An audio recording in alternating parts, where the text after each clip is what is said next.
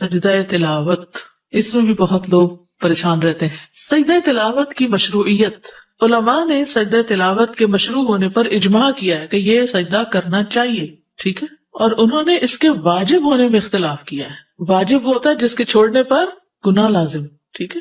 بس جمہور کے نزدیک یہ سنت ہے، جمہور کے نزدیک یہ سنت ہے. بے شک جن لوگوں کو اس سے پہلے علم دیا گیا، جب ان کے سامنے اسے پڑھا جاتا ہے تو ٹھوڑیوں کے بل سجدہ کرتے ہوئے گر جاتے ہیں اور کہتے ہیں ہمارا رب پاک ہے، بے شک ہمارے رب کا وعدہ یقیناً ہمیشہ پورا کیا ہوا ہے. اور وہ ٹھوڑیوں کے بل گر جاتے ہیں، روتے ہیں، اور قرآن انہیں عاجزی میں زیادہ کر دیتا ہے. یہ ہوتے ہیں اہل علم کہ جن کو قرآن عاجزی میں زیادہ کرتا ہے. یعنی اگر کوئی شخص قرآن پڑھ کر اس کے اندر عاجزی نہیں آئی نا تو گویا اس نے کچھ نہیں پڑھا. ہمبل ہونا ضروری ہے. سجدہ تلاوت واجب نہیں ہے. جمہور علماء کے ہاں مشہور ہے کہ تمام کے تمام سجدہ تلاوت سنت ہے، واجب نہیں ہے. جو سجدہ تلاوت کرے تو ایسا کرنا صحیح ہے، اور جو سجدہ تلاوت نہ کرے تو اس کے ذمہ کچھ نہیں ہوگا، جیسے کہ عمر رضی اللہ عنہ سے یہ وارد ہوا ہے. عمر بن خطاب سے روایت ہے، انہوں نے جمعہ کے دن ممبر پر سورۃ النحل تلاوت فرمائی. جب آیت سجدہ پر پہنچے تو ممبر سے نیچے اترے، پھر سجدہ کیا، اور لوگوں نے بھی آپ کے ساتھ سجدہ کیا، یعنی سجدہ تلاوت. یہاں تک کہ جب اگلا جمعہ آیا تو آپ نے ممبر پر پھر اسی سورت کی تلاوت فرمائی. جب آیت سجدہ پر پہنچے تو فرمایا، اے لوگو، ہم آیت سجدہ پڑھ رہے ہیں، جس نے اس پر سجدہ کیا اس نے ٹھیک اور درست کام کیا، اور جس نے نہ کیا اس پر کوئی گناہ نہیں. تاہم عمر رضی اللہ عنہ نے سجدہ نہ کیا. وہ لوگوں کو سکھانا چاہتے تھے کہ اس میں آپشن ہے، جو کر سکتا ہے وہ کرے، جس نے نہیں کیا اس کو گناہگار نہ سمجھا جائے. سجدہ تلاوت سنت ہے. تلاوت کرتے ہوئے سجدے والی آیت آنے پر نبی صلی اللہ علیہ وسلم اور آپ کے صحابہ کرام کے نقش قدم پر چلتے ہوئے سجدہ تلاوت کرنا سنت ہے، اس لیے کہ آپ صلی اللہ علیہ وسلم اپنے صحابہ کے درمیان بیٹھ کر تلاوت کرتے، اور جب آپ ایسی آیت سے گزرتے جس میں سجدہ ہوتا تو آپ سجدہ کرتے اور صحابہ بھی آپ کے ساتھ سجدہ کرتے. سجدہ تلاوت کی اہمیت، نبی صلی اللہ علیہ وسلم اور صحابہ کا سجدہ تلاوت کا اہتمام کرنا. ابن عمر سے روایت ہے کہ نبی صلی اللہ علیہ وسلم قرآن کی قرات کرتے تھے، بس آپ اس سورت کی قرات کرتے جس میں سجدہ ہوتا تو آپ سجدہ کرتے اور ہم بھی آپ کے ساتھ سجدہ کرتے، حتیٰ کہ ہمیں سے بعض کو اپنی پیشانی رکھنے کے لیے بھی جگہ نہ ملتی. پورا کراؤڈ جو تھا وہ سجدے میں گر جاتا تو دوسرے کی پیٹھ پہ جیسے سجدہ ہوتا. پھر ابو رافع سے روایت ہے، انہوں نے کہا میں نے ابو ہریرہ کے ہمراہ نماز عشاء ادا کی. انہوں نے نماز میں اذا السماء انشقت کی قرات کی تو اس میں سجدہ کیا.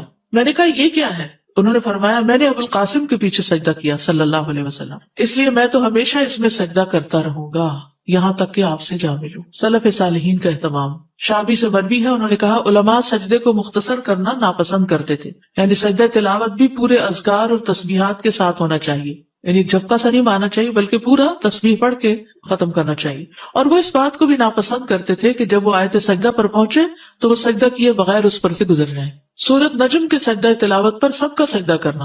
ابن عباس سے روایت ہے کہ نبی صلی اللہ علیہ وسلم نے سورہ نجم میں سجدہ کیا اور آپ کے ہمراہ اس وقت تمام مسلمانوں، مشرکین اور جن و انس نے سجدہ کیا. ابو ہریرہ کہتے ہیں کہ نبی صلی اللہ علیہ وسلم کے پاس سورہ نجم لکھی گئی، جب سجدہ والی آیت پر پہنچے تو آپ نے سجدہ کیا اور ہم نے بھی آپ کے ساتھ سجدہ کیا، اور دوات اور قلم نے بھی سجدہ کیا، وہ بھی جھکے، لیکن ایک شخص نے سجدہ نہیں کیا تھا. تو وہ عبداللہ بن مسعود کہتے ہیں کہ وہ اس حال میں قتل کیا گیا کہ وہ اللہ کے ساتھ کفر کرتا رہا، یعنی کفر کی حالت میں ہی فوت ہوا.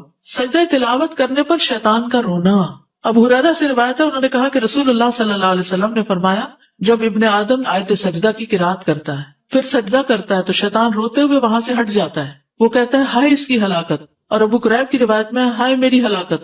ابن آدم کو سجدے کا حکم ملا تو اس نے سجدہ کیا، اس کے لیے جنت ہے، اور مجھے سجدے کا حکم ملا تو میں نے انکار کیا، بس میرے لیے آ گئے. تو یاد رکھیے یہی چیز نماز پڑھنے والوں نہ پڑھنے والوں میں فرق کر دیتی ہے. پڑھنے والے ایک طرف ہے، نہ پڑھنے والے ایک طرف ہے. کوئی آدم کے طریقے پہ چل رہے ہیں اور کوئی شیطان کے طریقے پہ چل رہے ہیں. جسے آپ بچوں والوں کو کہتے ہیں نا نماز پڑھو، اس کی ہمیں تو ہر وقت یہ لفظ نہ بولا کریں نماز پڑھو. کبھی بیٹھے ہو اچھے موڈ میں تو کریں اچھا یہ بتاؤ کہ اگر تمہارے پاس چوائس ہو تو تم آدم علیہ السلام کے طریقے پہ چلو گے یا شیطان کے طریقے پہ؟ تو ہو سکتا ہے پہلے تو اس کو سوال ہی سمجھ نہ آئے کہ کیا مطلب. تو آپ کہیں گے آدم علیہ السلام کا جب حکم ملا تھا تو انہوں نے سجدہ کیا تھا، اور شیطان کا حکم ملا تو اس نے نہیں کیا تھا. تو تم کیا کرنا چاہتے ہو؟ تم اپنے لیے کیا پسند کرو گے؟ ایسے سوال ضمیر جگاتے ہیں، سوچنے پر مجبور کرتے ہیں، چوائس دیتے ہیں، اور پھر عمل کرنا آسان ہوتا ہے. تو لوگوں کا ضمیر جگایا کرے، ان کی انا نہیں جگایا کرے. کسی بھی معاملے میں جب کسی کی انا جاگ پڑتی ہے نا تو اس کو پھر کنٹرول کرنا بڑا مشکل ہے، اس کو سمجھانا بڑا مشکل ہے. اور جب ضمیر جاگتا ہے تو لوگوں کے دل پگھلنے لگتے ہیں، پھر وہ اس کو لے لیتے ہیں. اور اس کے لیے صرف حکم دینے کی بجائے اور آرگیو کرنے کی بجائے اور دلیل لانے کی بجائے اور بحث کرنے کی بجائے خیر خواہی کے ساتھ دل کی پوری سنجیدگی کے ساتھ سوال کیا تاکہ دوسرا بات سمجھ جائے. کیونکہ اصل ہمارا مقصد کیا ہے کہ یہ شخص مشکل سے بچ جائے کسی طرح, ورنہ ہمیں کیا لگے اس کی مرضی جو چاہے کرتا ہے, پر چین نہیں آتا نا, کیسے چھوڑ دیں. اور پھر اس شخص کے گھر میں ہونے کی وجہ سے پورے گھر میں ایک نحوست, اگر ایک بندہ بھی نہیں پڑھتا گھر میں نماز تو گھر میں نحوست ہے. اور پھر وتواصوا بالحق وتواصوا بالصبر ہمارا فرض ہے. جب ہم فرض ادا کر دیں گے تو پھر اللہ تعالیٰ اس مصیبت کو ٹال دے گا, کیونکہ امر بالمعروف نہ کرے پھر پکڑ. ایک عورت نے اپنا طریقہ لکھا ہوتا, کہیں پڑھا تھا میں نے, کہ وہ اپنا ہاتھ بھگوتی, اس کو خوشبو لگاتی اور پھر پیار سے اپنے شوہر کے چہرے پر ہاتھ پھیرتی تو اٹھ جاتا, اس کو اٹھتے اٹھتے اچھے خوشبودار ہاتھ کے لمس ملتا تو اٹھ جاتا. پھر ایک چائے کا کپ بنا دے, بس ضمیر جگاتے. دعا کریں, دعا بہت ضروری ہے. ریسنٹلی کسی سے میری ملاقات ہوئی تو کہنے لگے میرے والد 80 سال کی عمر کے اور اب جا کر انہوں نے تھوڑا سا اس طرف توجہ کی ہے. مدر ان کی لیکچر لگا دیتی تھی اور وہ بھی ساتھ تھوڑا بہت سنتے تھے, تو ان کے اندر بھی ہلچل ہو گئی. اللہ کے ہاتھ میں ہدایت ہے, پتہ نہیں کب پلٹ جائے اور پچھلے ساری گناہ معاف ہو جائے. ہمارا کام تو دعا اور کوشش. سجدہ تلاوت والی آیات سے سجدہ کیے بغیر نہ گزرنا. عقبہ بن عامر کہتے کہ میں نے رسول اللہ صلی اللہ علیہ وسلم سے کہا, اللہ کے رسول کیا سورہ الحج میں 2 سجدے ہیں؟ آپ نے فرمایا ہاں, اور جو یہ 2 سجدے نہ کرنا چاہے وہ ان دونوں آیات کی تلاوت ہی نہ کرے. پھر یہ حدیث اس پر دلالت کرتی ہے کہ سجدہ تلاوت کے بارے میں تاکید آئی ہے, لیکن آپ کا یہ فرمان فلا یقرأہما کہ وہ ان آیات کی تلاوت نہ کرے, تو ممکن ہے کہ اس کو اس بات پر معمول کیا جائے کہ انسان انہیں نماز میں نہ پڑھے تاکہ اسے سجدے کی ضرورت پیش نہ آئے. یعنی اس کا مطلب نہیں کہ پورا قرآن پڑھ جائے اور ہر سجدے کی آیت کو چھوڑتا جائے, یہ نہیں ہے اس کا مقصد. یعنی نماز میں پھر چوائس اوپن ہے, پورا قرآن کہیں اور سے پڑھ لو, یہ نہ نماز میں نہ پڑھو. اور اگر انہیں نماز سے ہٹ کر پڑھے گا تو یہ امر مطلوب ہے کہ انسان پورا قرآن پڑھے, لیکن یہ بات کہ پہلے وہ نماز میں ان دونوں سجدے والی آیات کو منتخب کرے پھر سجدہ نہ کرے, تو ایسا کرنا مناسب نہیں. یعنی آپ پڑھ تو رہے ہیں وہ آیتیں جو سجدے والی ہیں اور سجدہ ہی نہیں کر رہے, تو ایسا نہیں کرنا. یا آپ کا مقصد یہ تھا کہ اس کی اہمیت بہت ہے اور اس میں تاخیر نہیں کرنی چاہیے. سجدہ تلاوت کا طریقہ. نمبر 1 طہارت. اس میں کوئی شک نہیں کہ زیادہ افضل یہی ہے کہ انسان وضو کر لے, یعنی وضو سے ہو. لیکن اگر وضو نہیں تو سجدہ نہ چھوڑے, سجدہ کر لے. سجدہ تلاوت کے لیے طہارت کی شرط نہیں لگائی جائے گی, کیونکہ انسان جنابت کے علاوہ تمام حالات میں قرآن پڑھ سکتا ہے, اور اگر سجدہ کی آیت آ جائے تو وہ سجدہ کرے گا, خواہ وہ طہارت کی حالت میں ہو یا نہ ہو. قبلہ رخ ہونا ممکن ہو تو قبلہ رخ ہو جائے, لیکن اگر مشقت ہو اس میں نہ ہو پائے تو جدھر بھی رخ ہو سجدہ کر سکتا ہے انسان. لیکن مسنون طریقہ یہی ہے کہ اگر ممکن ہو تو سجدہ تلاوت کے لیے قبلہ رخ ہوا جائے. امام زہری کہتے ہیں کہ اگر تم حالت اقامت میں سجدہ کرو, یعنی گھر پہ ہو, مسجد میں ہو, تو قبلے کی طرف رخ کر کے کرو, اور اگر تم سوار ہو تو پھر جدھر تمہارا رخ ہو اس میں تم پر کوئی مواخذہ نہیں. تکبیر کہنا. ابو قلابہ اور ابن سیرین سے مروی ہے, ان دونوں کا کہنا ہے کہ جب آدمی نماز کے علاوہ سجدہ تلاوت کرے گا تو اللہ اکبر کہے گا. ٹھیک ہے, آپ قرآن پڑھ رہے ہیں, پڑھتے پڑھتے آیت سجدہ آ گئی تو آپ کیا کریں گے, اللہ اکبر کہہ کے سجدے میں جائیں گے. لیکن بعد میں سلام کی ضرورت نہیں. جب سجدے سے سر اٹھائیں گے تو سلام نہیں کریں گے, اور یہ ایک ہی سجدہ ہے, 2 نہیں ہے. سجدہ صاحب 2 سجدے ہیں, لیکن سجدہ تلاوت 1 سجدہ ہے. سجدہ تلاوت میں سلام کرنا مشروع نہیں. ابن تیمیہ کہتے ہیں سجدہ تلاوت اور سجدہ شکر کے بارے میں کسی ایک نے بھی نبی صلی اللہ علیہ وسلم یا صحابی سے یہ نقل نہیں کیا کہ ان میں سلام بھی ہوگا, اور نہ ہی صحابہ سلام پھیرتے تھے. ٹھیک, یہ ہے نماز کے باہر سجدہ تلاوت کا طریقہ. نماز کے اندر سجدہ تلاوت کا طریقہ. تکبیر کہہ کر سجدے میں جانا. سجدہ تلاوت میں جانے اور اٹھنے کے لیے تکبیر کہنا. مثلا آپ سورت اذا السماء انشقت پڑھی ہے تو سجدے والی جگہ پہ پہنچ کے آپ اللہ اکبر کہہ کے سیدھے نیچے چلے جائیں گے سجدے میں, رکوع نہیں کریں گے, ڈائریکٹ سجدہ کریں گے. اور جب سجدہ کر لیں گے تو اٹھتے ہوئے پھر کیا کہیں گے, اللہ اکبر کہیں گے. اگر سورت کے آخر میں سجدہ ہو, مثلاً کون سی سورت, سورت علق, تو پھر کیا کریں گے. اگر سورت کے آخر میں سجدہ ہو اور مزید تلاوت نہ کرنی ہو تو پہلے سجدے کے لیے تکبیر کہی جائے گی, سجدہ تلاوت ادا ہوگا, پھر تکبیر کہہ کر اٹھا جائے گا, اور کھڑے ہو کر رکوع کے لیے تکبیر کہہ کے رکوع پہ جایا جائے گا. یعنی یہ سجدہ الگ کیا جائے گا اور پھر کھڑے ہو کے رکوع کر کے دوبارہ پھر وہ سجدے اور آگے نماز کنٹینیو کی جائے گی. واضح؟ اوکے. ابن عثیمین کہتے ہیں نماز میں سجدہ تلاوت بالکل اسی طرح ہے جیسے نماز میں عام سجدہ ہوتا ہے. کیسے ہے؟ جیسے عام سجدہ ہوتا ہے نماز کا, ویسے ہی سجدہ تلاوت ہے. نہیں سمجھ آئی؟ جیسے نماز کا سجدہ کرتے ہیں ویسے ہی سجدہ تلاوت ہوتا ہے. آپ سمجھ آ گئی؟ اوکے. یعنی سجدہ تلاوت میں جانے اور اٹھنے کے لیے تکبیر کہے, اور اس میں کوئی فرق نہیں کہ سجدہ تلاوت قرات کی آخری آیت میں آیا ہو اور اس کے بعد سورت ختم ہو گئی ہو یا قرات کے درمیان میں آؤ، جب بھی وہ سجدے میں جائے گا تکبیر کہہ کے ہی جائے گا. پھر جب رکوع کرنے لگے تو اس وقت رکوع کے لیے تکبیر کہے.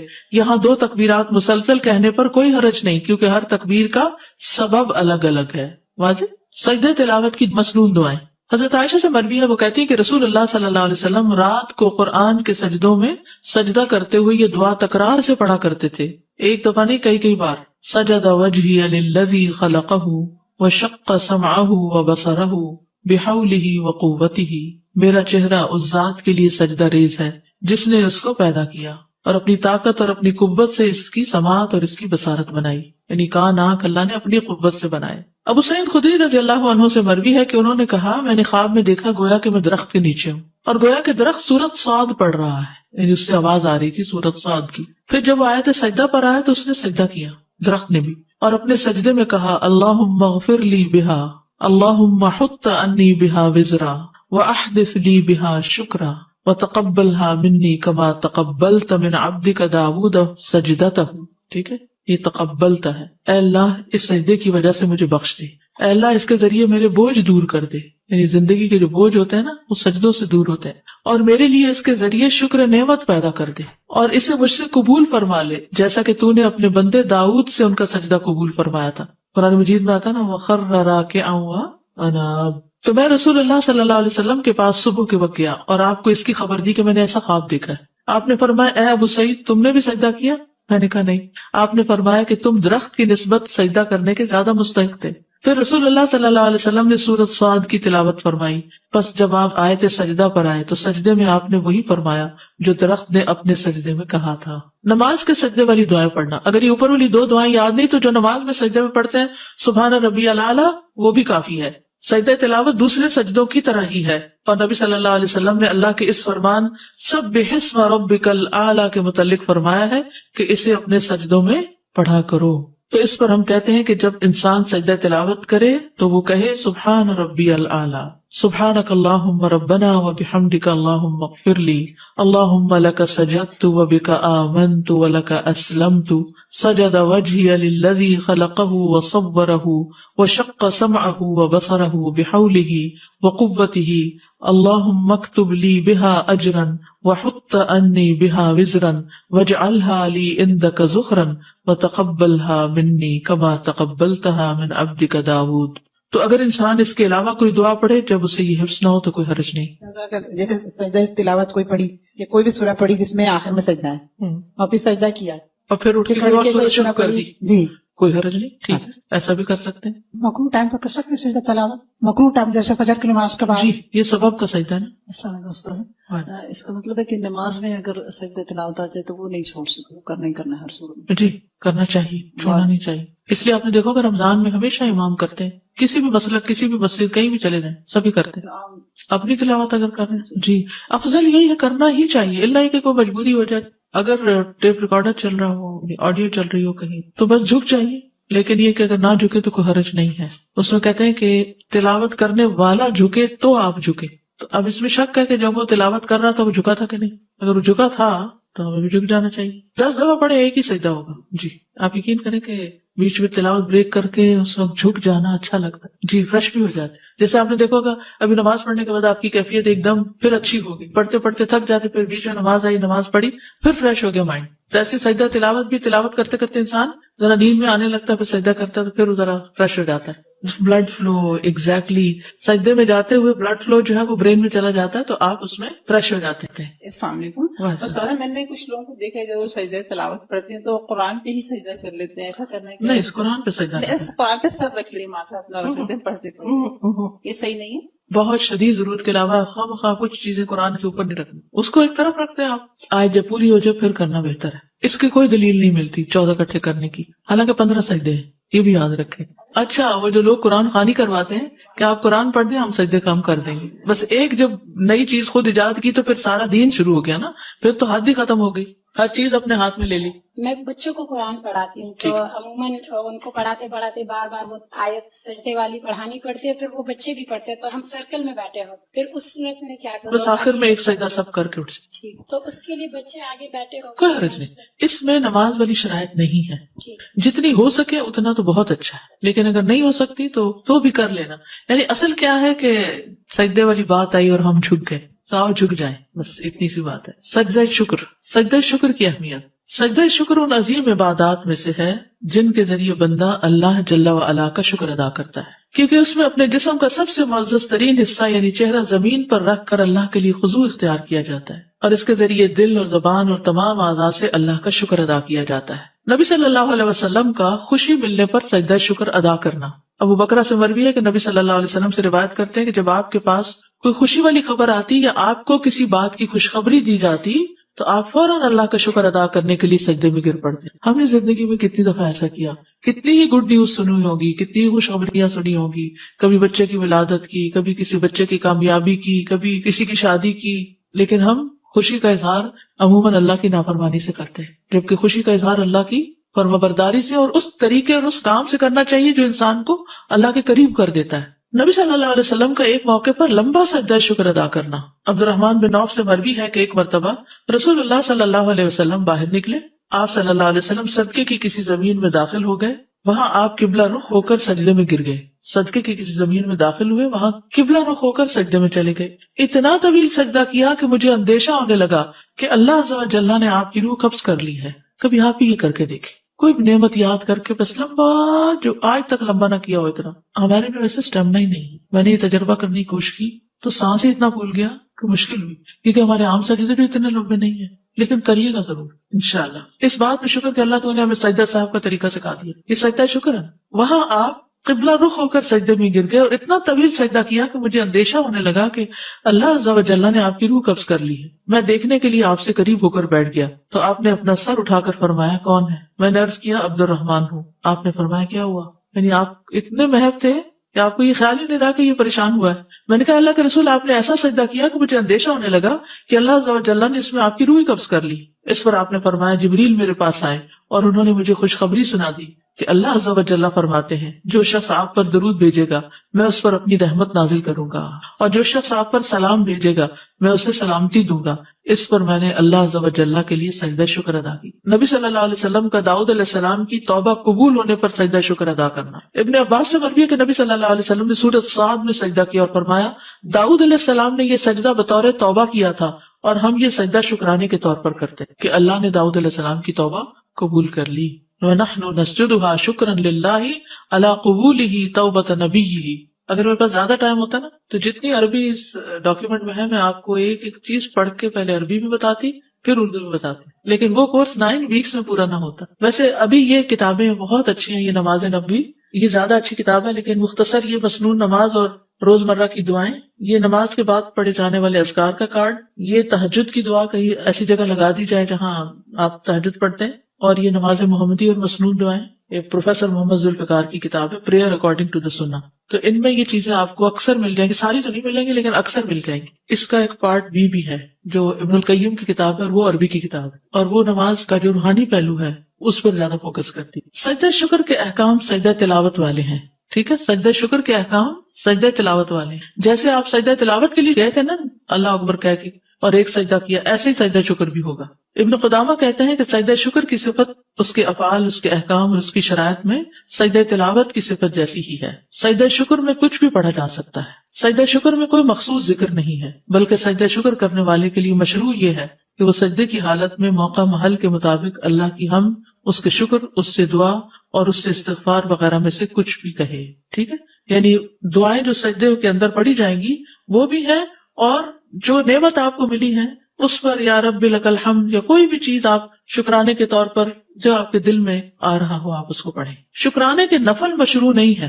ٹھیک ہے، ہم کہتے ہیں ہم شکرانے کے 2 گانا پڑھتے ہیں، شکرانے کے نفل نہیں ہے. شیخ ابن عثیمین کہتے ہیں میرے علم کے مطابق سنت میں کوئی بھی نماز صلاۃ الشکر کے نام سے نہیں ہے، البتہ حدیث میں سجدے کا ذکر ہے جسے سجدہ شکر کہتے ہیں۔ ایک اور جگہ یہ بھی کہا گیا کہ شکر کے لیے قیام اور رکوع پر مشتمل نماز نہیں ہے بلکہ شکرانے کے لیے صرف سجدہ شکر ہے۔ تو مسلمان کے لیے مشروع ہے کہ جب اسے کوئی خوشی والی بات پہنچے تو وہ اللہ کا شکر ادا کرتے ہوئے سجدہ کرے، بس جہاں تک صلاۃ الشکر کی بات ہے اس کی کوئی اصل نہیں۔ مشروع مطلب پرسکرائبڈ۔ دیکھیے ویسے آپ نفل پڑھتے رہیے، ساری عبادت ہی شکر ہے اصل میں، جیسے روزہ رکھتے ہیں یا کچھ بھی، تو یہ اصل میں ہم شکر ہی ادا کر رہے ہوتے ہیں اللہ کی نعمتوں کا۔ پھر خود سے بنانا کوئی بھی چیز بدعت بن جاتی ہے نا، کہ کسی کو پابند کرنا یا خود، تو اس لیے آسانی کر دی اللہ نے، صرف سجدہ کر لو، بات اتنی بھی کافی ہے، تو اتنا ہی کرتے رہے۔ اب دیکھیے بعض اوقات نماز پڑھنے میں سستی ہو جاتی ہے، سجدہ کرنے میں کتنی دیر لگے گی، جہاں بیٹھے ہیں کوئی قبلے کے رخ کی پابندی نہیں، کچھ نہیں۔ وہیں اگر آپ سفر میں ہیں، راستے میں ہی فون آ گیا اور آپ نے سن لیا تو ادھر ہی بیٹھے بیٹھے جھک جائیں۔